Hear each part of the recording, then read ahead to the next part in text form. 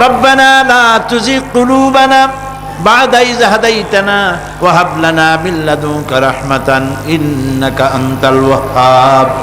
হায় আল্লাহ তাআলা, দীর্ঘক্ষণ ধরে তোমার কোরআনের কথা শুনে তোমার দরবারে হাত তুলেছি, দয়া করে মেহেরবানি করে আমাদের জিন্দেগির গুনাহ খাতাকে মাফ করে দাও।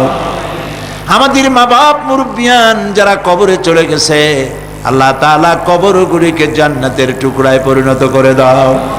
রব্বুল আলামিন, যেই পরকালের কথা, কিয়ামতের কথা আলোচনা করলাম, সেই কঠিন হাসরের ময়দানে যেদিন পায়ের নিচে হবে তামার মতো মাটি, আর মাথার উপরে প্রকাণ্ড সূর্যের তাপে গুনাহগারের মাথার চান্দি ফেটে গিয়া মগজগুলি গলে গলে নাক কান দিয়ে বেয়ে পড়তে লাগবে।